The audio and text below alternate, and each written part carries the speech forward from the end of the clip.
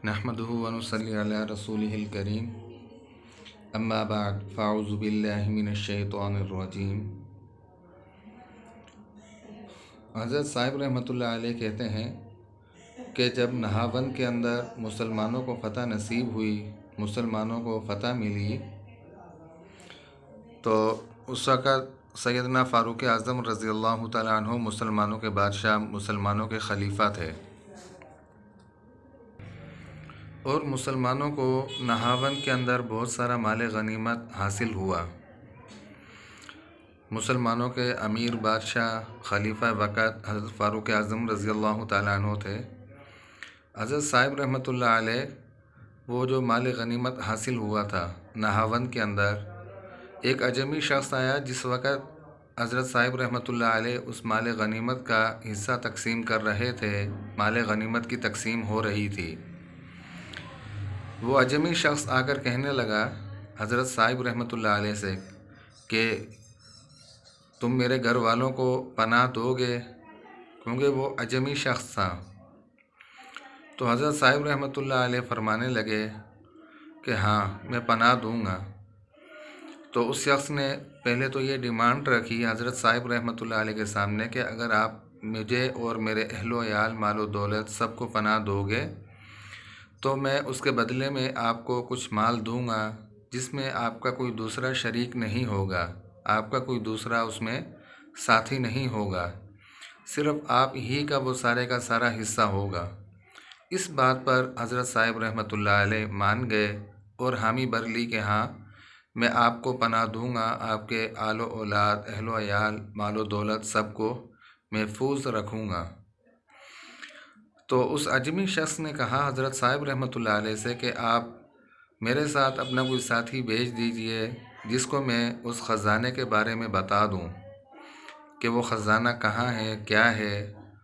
تو بہرحال حضرت صاحب رحمۃ اللہ علیہ نے اپنے ایک ساتھی کو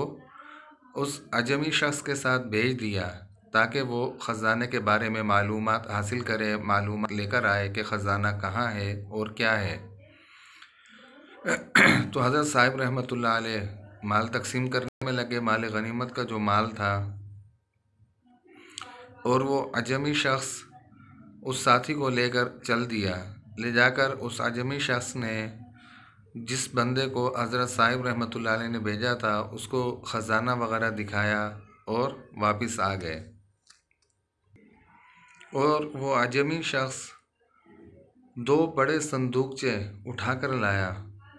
جن کے اندر مال و دولت خزانہ تھا، جس کی ڈیمانڈ کی تھی حضرت صاحب رحمۃ اللہ علیہ سے۔ تو حضرت صاحب رحمۃ اللہ علیہ اس وقت مال غنیمت تقسیم کر رہے تھے، وہ اجمی شخص اپنے ساتھی کے ساتھ مال واپس لے کر پہنچ گیا۔ 2 بڑے بڑے صندوقچے تھے اور ان کے اندر زبرجد اور یاقوت، صندوقچوں کے اندر یہ 2 من زبرجد اور یاقوت یہ بھرے ہوئے تھے۔ اور حضرت صاحب رحمۃ اللہ علیہ نہاون کے اندر سے جو مسلمانوں کو مال غنیمت کے طور پر مال جو حاصل ہوا تھا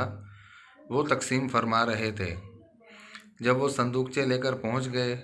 تو حضرت صاحب رحمۃ اللہ علیہ بھی مال تقسیم کرنے سے فارغ ہو گئے، مال غنیمت کا جو مال تھا، حصہ تھا، وہ تقسیم کر دیا تھا مسلمانوں کے اندر۔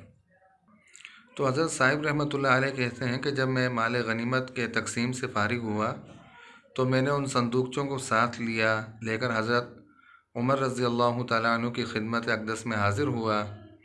اور وہ دونوں صندوقچے ان کی خدمت میں پیش کر دیے میں نے۔ حضرت عمر رضی اللہ تعالیٰ عنہ نے حضرت صاحب رحمۃ اللہ علیہ سے پوچھا کہ تم کیا خبر لائے؟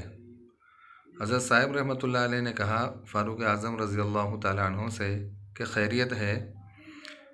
اور حضرت مقرن رضی اللہ تعالیٰ عنہ جو شہید ہو گئے تھے